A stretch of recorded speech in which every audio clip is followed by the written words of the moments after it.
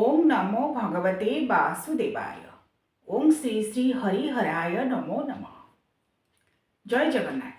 दर्शक बंधु, पवित्र महाकुंभ मेला चलित 2025 मसीह आरंभ होगाकू जाउछि महाकुंभ मेला, जहाँ जनवरी 13 तारिख आरंभ हो फेब्रुआरी 26 तारिख पर्यंत चलिबो। तेबे आसंतु जानिबा पवित्र महाकुंभ मेला जहाँ दीर्घ 144 वर्ष पर पड़िछि। कारण ये गोटे अपूर्व संयोग, महासंयोग बोली कहले अत्युक्ति हेब नाही।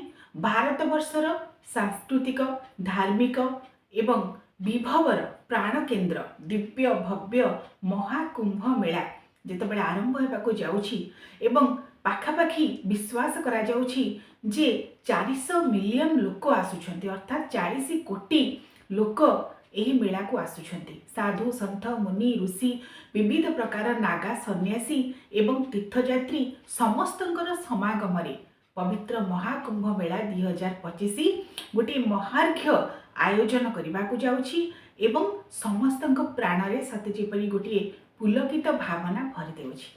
तेबे आसंतु जानिबा महाकुंभ मेला संपर्क रे, कुंभ मेला संपर्क रे, काहेकि कुंभ मेला पालन करा जाए, कौन रही तार आध्यात्मिक महात्म्य, महाकुंभ मेला केते वर्ष रे काहेकि किपरि एवं केउठारे पालन करा जाए एवं कुंभ मेलार सविशेष कथा।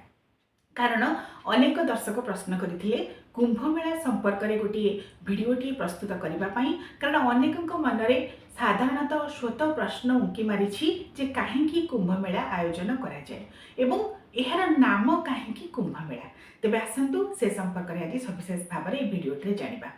पवित्र कुंभ मेला, कुंभ मेला शब्दटी आपण मान जानि पारुथिबे जो कुंभ शब्दटी ताहा हेउछि कुंभ अर्थात पात्र। आमर समुद्र मंथन समय जेतेबेले श्रीहरि नारायण विष्णु स्वयं कच्छप अवतार रे मंदराचल पर्वत को पृष्ठभाग धरी समुद्र मंथन कार्य चली, देवता असुर माने समुद्र मंथन करथिले एवं से समुद्र अमृत बाहरी बोली आम जाने। अमृत अर्थात नेक्टार। तेणु से अमृत जितेबाला बाहर से काणीचाए पाइबापी देवता एवं असुर मानक मध्य युद्ध होबार लगिला। कहीं परस्पर कलहरे मातिले अमृत पाइकी किपरि भाव में चिरंजीवी हेबे, कारण जी अमृत पान करिवो से अमर होइजिवो, अजय होइजिवो। सेतिपई तांको मध्यरे कलह लागिला एवं सेही कलह को अवसान करबा पई श्रीहरि नारायण विष्णु मोहिनी अवतार ग्रहण कले। सेही मोहिनी अवतार रे शिव शंभु शंकर को मध्य से मोहित करथिले। तेबे मोहिनी अवतार नहीं जेतेबेले देवता असुरंकर कलह को परिसमाप्ति करने उद्देश्य से अमृत कुंभ, जो कुंभ रे अमृत बाहरी समुद्र मंथन क्षीर समुद्र मंथन होता, से अमृत कुंभ को जितेबाला हाथ में धरिले इतस्तत भाव में देवता असुर माने सेतेबाला कलह करुथिले एवं श्रीहरि नारायण विष्णु जितेबाला अमृत कुंभ को धरी बांटिबार लागिले देवता एवं असुर मानक मध्यरे, से अमृत कुंभरु 4 बिंदु पृथ्वी पृष्ठ रे पड़ता। ए धरा पृष्ठ रे से पावन अमृत बिंदु जेहेतु 4 बिंदु पड़ता 4टी जगार, से ही स्मृतिर आधार स्वरूप से अमृत बिंदु जो पड़ता भारत वर्षर 4टी जगह, गोटे हूँ प्रयागराज, हरिद्वार, उज्जयिनी एवं नासिक। यही 4टी जगार अमृत बिंदु पड़ता। तेणु से ही स्मृतिर आधार भाव में कुंभ मेला अनुष्ठित हुए यही 4टी जगार। भारत वर्षर यही 4टी पवित्रतम स्थान यही ही कुंभ मेला अनुष्ठित हुए। तेबे कुंभ शब्दटीर अर्थ आपण मान जानिले काहेकि कुंभ मेला। कुंभ अर्थात अमृत कुंभरु जेहेतु अमृत बिंदु पड़ता यही 4टी जगार, से ही स्मृतिर स्मारकी भाव में श्रीहरि नारायण विष्णुंकर एवं शिव शंभु शंकर कृपा प्राप्ति पाइबा निमित्त यही 4टी जगार जितेबाला कुंभ मेला अनुष्ठित हुए अमृत स्नान करती, जहाँ को आम शाही स्नान बोली कही था।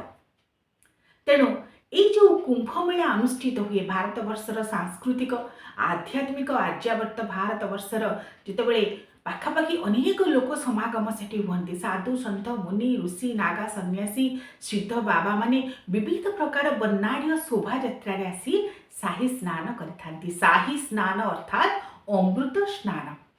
ये कुंभ मेला समय जो जोग पड़े दुर्लभ जोग, से दुर्लभ जोगरे जदि जेउठारे कुंभ मेला अनुष्ठित हुए सेठारे जदि यही पवित्र अमृत स्नान करा जाए ताहले मनीष मोक्ष पद प्राप्त होता है बोली विश्वास करा जाए।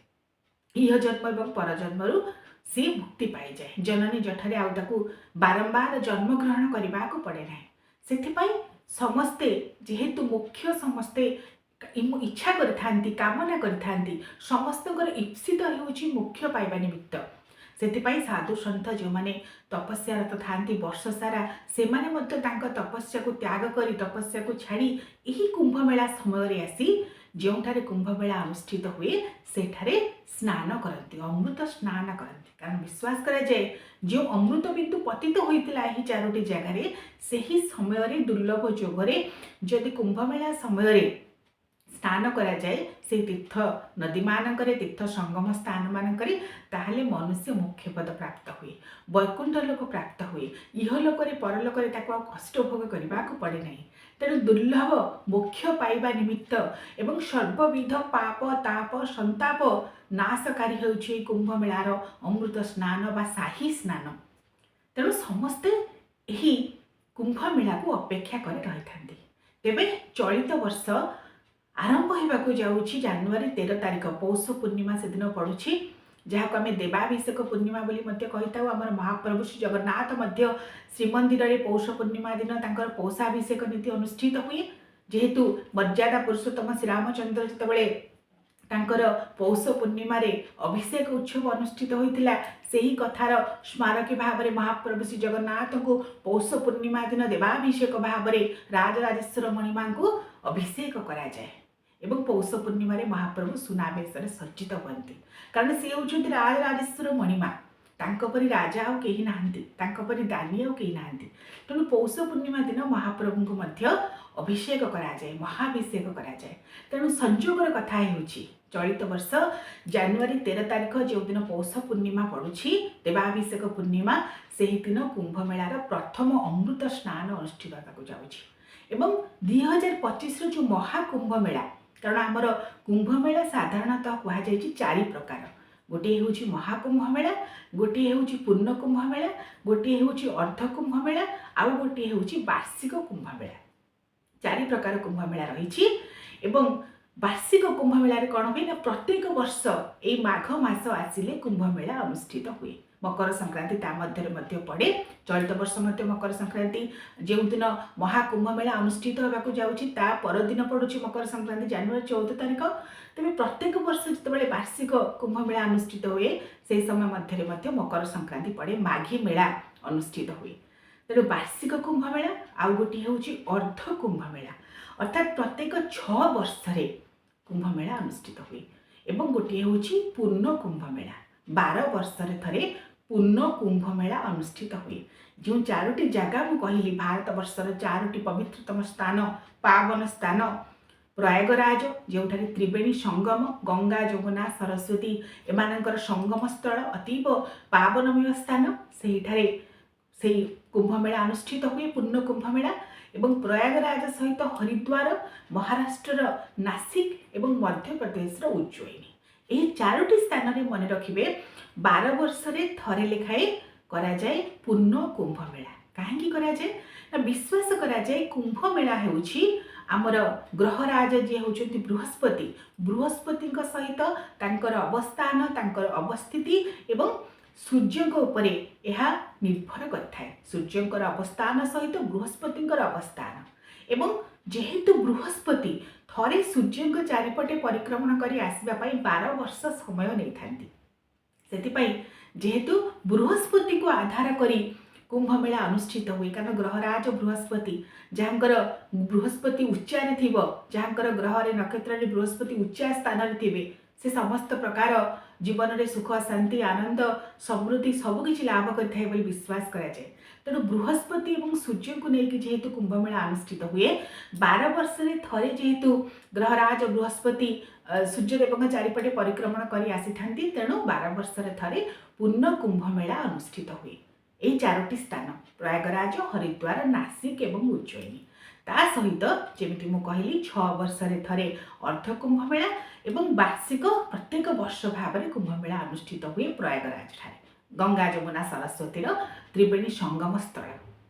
तेबे चलित वर्ष जो दिव्य भव्य महाकुंभमेला अनुष्ठित होगा जाऊँगी ପାଖାପାଖି 40 କୋଟି ସାଧୁ ସନ୍ଥ ମୁନି ଋଷି ତୀର୍ଥଯାତ୍ରୀଙ୍କର ସମାଗମ ହେବାକୁ ଯାଉଛି। ଭାରତବର୍ଷ ସମଗ୍ର ବିଶ୍ୱ ଜନମାନସର ଦୃଷ୍ଟିକୁ ଆକର୍ଷଣ କରିବାକୁ ଯାଉଛି, କାରଣ ଐତିହ୍ୟ ସମ୍ପନ୍ନ, ସଂସ୍କୃତି ସମ୍ପନ୍ନ, ଆଧ୍ୟାତ୍ମିକ ଉର୍ଜା ସମ୍ପନ୍ନ ଇଏ ମହାକୁମ୍ଭ ମେଳା 2025 ଏହା 144 ବର୍ଷ ପରେ ଅନୁଷ୍ଠିତ ହେଉଛି। କାରଣ ପୂର୍ଣ୍ଣ କୁମ୍ଭ ମେଳା 12 ବର୍ଷରେ ଥରେ ଅନୁଷ୍ଠିତ ହୁଏ, ଇଏ ହେଉଛି ମହାକୁମ୍ଭ ମେଳା। ଅର୍ଥାତ୍ 12 ବର୍ଷକୁ ଯଦି 12ରେ ଆପଣ ଗୁଣିଦେବେ ତାହା ହେଉଛି 144 ବର୍ଷ। ତେଣୁ ଯଦି ଗ୍ରହରାଜ ବୃହସ୍ପତି ସୂର୍ଯ୍ୟଦେବଙ୍କ ଚାରିପଟେ ପରିକ୍ରମଣ କରି ଆସିବାକୁ ତାଙ୍କୁ 12 ବର୍ଷ ଲାଗେ, 12 ଗୁଣନ 12 144 ବର୍ଷରେ ଥରେ ଏହି ମହାକୁମ୍ଭ ମେଳା ଅନୁଷ୍ଠିତ ହୁଏ, ଯାହା ଅତୀବ ପାବନକାରୀ ଏବଂ ସର୍ବପ୍ରକାର ତାପ, ତ୍ରିବିଧ ତାପ, ମଣିଷର ଯାହା 3ଟି ତାପ ରହିଛି, ଆଦିଭୌତିକ, ଆଦିଦୈବିକ, ଆଧ୍ୟାତ୍ମିକ, ଏହି ତ୍ରିତାପହରଣକାରୀ ମହାକୁମ୍ଭ ମେଳା ସେଥିପାଇଁ 144 ବର୍ଷରେ 2025 ମସିହାରେ ଅନୁଷ୍ଠିତ ହେବାକୁ ଯାଉଛି, ଜାନୁଆରୀ 13 ତାରିଖରୁ ଫେବୃଆରୀ 26 ପର୍ଯ୍ୟନ୍ତ। ଏବଂ ଏହାର ପରେ 144 ବର୍ଷ ପରେ 1969 ମସିହାରେ ଯାଇକି ଏହି ମହାକୁମ୍ଭ ମେଳା ପଡ଼ିବ। ସେଇଥିପାଇଁ ଏହାର ସ୍ୱତନ୍ତ୍ରତା ରହିଛି। এই ভিতরে আউ মহাকুম্ভ মেলা পড়ব না। কুম্ভ মেলা, পূর্ণ কুম্ভ মেলা, অর্ধ কুম্ভ মেলা, বার্ষিক কুম্ভ মেলা পড়ব, কিন্তু মহাকুম্ভ মেলা পড়ব না। সেইপাই চলিত বর্ষ 2025 মସିହାରେ ସମସ୍ତେ ଉଦ୍ବିଗ୍ନର ସହିତ ଅପେକ୍ଷା କରି ରହିଛନ୍ତି କେତେବେଳେ ସେ ଅପୂର୍ବ ଦୁର୍ଲଭ ଯୋଗ ଆସିବ। ଏବଂ ଏହି ସମୟରେ ଯେଉଁମାନେ ତୀର୍ଥ ଜଳରେ ସ୍ନାନ କରନ୍ତି, ବିଶେଷ ଭାବରେ ତ୍ରିବେଣୀ ସଙ୍ଗମ, ଗଙ୍ଗା, ଯମୁନା, ସରସ୍ୱତୀ ଯେଉଁଠାରେ ମିଳିତ ହୋଇଛନ୍ତି, ସେଇଠାରେ ସେଇ ତୀର୍ଥ ସ୍ଥାନରେ ଯେଉଁମାନେ ସ୍ନାନ କରନ୍ତି ସେମାନେ ମୁଖ୍ୟ ପାଇଯାଆନ୍ତି ବୋଲି ବିଶ୍ୱାସ କରାଯାଏ। ସେଥିପାଇଁ ସମସ୍ତଙ୍କର ସମାଗମ ସେଇଠାରେ ହେବ।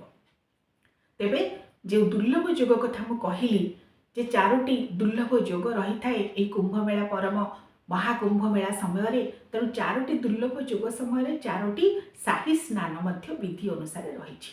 ତେଣୁ ଚଳିତ ବର୍ଷ 2025 ମସିହାରେ ଯେଉଁ ଅମୃତ ସ୍ନାନର ଯୋଗ, ପ୍ରଥମ ଯୋଗ ରହୁଛି ଆମର ଜାନୁଆରୀ 13 ତାରିଖ ପୌଷ ପୂର୍ଣ୍ଣିମା, ଯେଉଁଦିନ ମହାକୁମ୍ଭ ମେଳାର ଶୁଭାରମ୍ଭ ହେବ, ସେଇଦିନ ପ୍ରଥମ ଅମୃତ ସ୍ନାନ ଯୋଗ ରହିଛି। ଦ୍ୱିତୀୟ ଅମୃତ ସ୍ନାନ ଯୋଗ ରହୁଛି ଜାନୁଆରୀ 29 ତାରିଖ, ଯେଉଁଦିନ ମଧ୍ୟ ମୌନି ଅମାବାସ୍ୟା ପଡ଼ୁଛି, ତ୍ରିବେଣୀ ଅମାବାସ୍ୟା। ଦେଖନ୍ତୁ ସୁନ୍ଦର କଥା, ତ୍ରିବେଣୀ ସଙ୍ଗମରେ ସ୍ନାନ ଏବଂ ତ୍ରିବେଣୀ ଅମାବାସ୍ୟା, ଏହି ତ୍ରିବେଣୀ ସଙ୍ଗମକୁ ନେଇକି ହିଁ ତ୍ରିବେଣୀ ଅମାବାସ୍ୟା। ତେଣୁ ତ୍ରିବେଣୀ ଅମାବାସ୍ୟା ଦିନ ତ୍ରିବେଣୀ ସଙ୍ଗମରେ ଯେଉଁମାନେ ଅମୃତ ସ୍ନାନ କରିବେ ସେମାନେ ପରମ ବିଷ୍ଣୁପଦ ପ୍ରାପ୍ତ ହେବେ ବୋଲି ବିଶ୍ୱାସ କରାଯାଏ। ଏବଂ ସଂଯୋଗବଶତଃ ଚଳିତ ବର୍ଷ ମଧ୍ୟ ଜାନୁଆରୀ 29 ତାରିଖରେ ମଧ୍ୟ ମୋର ଜନ୍ମଦିନ ପଡ଼ୁଛି। ତେଣୁ ଚଳିତ ବର୍ଷ ମୋ ପାଇଁ ମଧ୍ୟ ଏହା ଗୋଟିଏ ଖାସ୍ ଦିନ, କାରଣ ମହାକୁମ୍ଭ ମେଳାର ଦ୍ୱିତୀୟ ଅମୃତ ସ୍ନାନ ଯୋଗ, ତା ସହିତ ମୋର ଜନ୍ମଦିନ, ମା ବିରଜା ଦେବୀଙ୍କର ମଧ୍ୟ ଜନ୍ମଦିନ, ଜନ୍ମ ଉତ୍ସବ, ତା ସହିତ ମୌନି ଅମାବାସ୍ୟା, ତ୍ରିବେଣୀ ଅମାବାସ୍ୟା। ତାପରେ ତୃତୀୟ ଅମୃତ ସ୍ନାନ ଯୋଗ ପଡ଼ୁଛି ଫେବୃଆରୀ 3 ତାରିଖ, ବସନ୍ତ ପଞ୍ଚମୀ ବା ସରସ୍ୱତୀ ପୂଜା। ଏବଂ ଚତୁର୍ଥ ଅମୃତ ସ୍ନାନ ଯୋଗ ପଡ଼ୁଛି ଫେବୃଆରୀ 12 ତାରିଖ, ଯାହା ମାଘ ପୂର୍ଣ୍ଣିମା। ତେଣୁ ପୌଷ ପୂର୍ଣ୍ଣିମାରୁ ଆରମ୍ଭ ହେଉଥିବା ଏହି କୁମ୍ଭ ମେଳା ସରିବ ମାଘ ପୂର୍ଣ୍ଣିମା ବା ମାଘୀ ପୂର୍ଣ୍ଣିମା ଦିନ। ତେଣୁ ବିଶେଷ ଭାବରେ ଏହି ସମୟ ମଧ୍ୟରେ ଯେଉଁମାନେ କୁମ୍ଭ ମେଳାରେ ଯାଇ ସେଠାରେ ତୀର୍ଥ ସ୍ନାନ କରନ୍ତି ଏବଂ ପ୍ରଭୁ ଶିବ ଶମ୍ଭୁ ଶଙ୍କର ଏବଂ ଶ୍ରୀହରି ନାରାୟଣ ବିଷ୍ଣୁଙ୍କ ଉଦ୍ଦେଶ୍ୟରେ ନିଜକୁ ସମର୍ପିତ କରି ସେ ତୀର୍ଥ ଜଳରେ, ତ୍ରିବେଣୀ ସଙ୍ଗମ ଜଳରେ ସ୍ନାନ କରନ୍ତି, ସେମାନେ ଦୁର୍ଲଭ ପଦ ପ୍ରାପ୍ତ ହେବା ସହିତ ଇହ ଜନ୍ମରେ, ପରଜନ୍ମରେ, କଳ୍ପକଳ୍ପାନ୍ତରର ଜନ୍ମ ଜନ୍ମାନ୍ତରର ସମସ୍ତ ପାପ ତାଙ୍କର ସନ୍ତାପିତ ହୁଏ ବୋଲି ବିଶ୍ୱାସ କରାଯାଏ। ତେଣୁ ପରମ ଦୁର୍ଲଭ ଦିବ୍ୟ ଭବ୍ୟ ମହାକୁମ୍ଭ ମେଳା 2025ରେ ଅନୁଷ୍ଠିତ ହେବାକୁ ଯାଉଛି। ତେବେ ଆପଣମାନେ ଯେଉଁମାନେ ମଧ୍ୟ ସେଇ ମହାକୁମ୍ଭ ମେଳାକୁ ଯାଇପାରୁନାହାନ୍ତି କୌଣସି କାରଣବଶତଃ, ଆପଣମାନେ ମଧ୍ୟ ଘରେ ଏଇ ଯେଉଁ 4ଟି ଦିନ ମୁଁ କହିଲି ଦୁର୍ଲଭ ଅମୃତ ଯୋଗ ରହୁଛି, ସେହି 4ଟି ଦିନ, ପ୍ରଥମ ପୌଷ ପୂର୍ଣ୍ଣିମା, ଦ୍ୱିତୀୟତଃ ହେଉଛି ଆମର ତ୍ରିବେଣୀ ଅମାବାସ୍ୟା ବା ମା ବିରଜା ଦେବୀଙ୍କର ଜନ୍ମୋତ୍ସବ, ତୃତୀୟତଃ ହେଉଛି ବସନ୍ତ ପଞ୍ଚମୀ ଏବଂ ଚତୁର୍ଥତଃ ହେଉଛି ମାଘ ପୂର୍ଣ୍ଣିମା। ଏହି 4ଟି ଅମୃତ ଯୋଗରେ ଘରେ ମଧ୍ୟ ସର୍ବତୀର୍ଥଙ୍କୁ ଆବାହନ କରି ଓಂ ଗଙ୍ଗେଶ୍ଚ ଯମୁନେ ଚୈବ ଗୋଦାବରୀ ସରସ୍ୱତୀ ନର୍ମଦେ ସିନ୍ଧୁ କାବେରୀ ଜଳେସ୍ମିନ୍ ସନ୍ନିଧିଂ କୁରୁ ସର୍ବତୀର୍ଥମ୍ ଆବାହୟାମି। ସମସ୍ତ ତୀର୍ଥଙ୍କୁ ଆବାହନ କରି ଆପଣ ଘରେ ମଧ୍ୟ ଜଳରେ କିଛି ଗଙ୍ଗା ଜଳ ମିଶାଇ ମହାକୁମ୍ଭ ମେଳାର ପୁଣ୍ୟଫଳ लाभ करने निमित्त सर्वतीर्थ को प्रार्थना करी श्री हरिनारायण विष्णु शिव शंभु शंकर को प्रार्थना करी महाकुंभ मेलार पुण्यफल प्राप्त करें। एवं यही 4टी दुर्लभ जगह जदि विष्णु सहस्रनाम शिव सहस्रनाम पाठ करेंगे ताहा अत्यंत शुभप्रद। तेणु महाकुंभ मेला 2025 आगक आसुछि। यही अवसर में समस्त को अनेक अनेक अभिनंदन एवं शुभेच्छा। ओम नमो भगवते वासुदेव।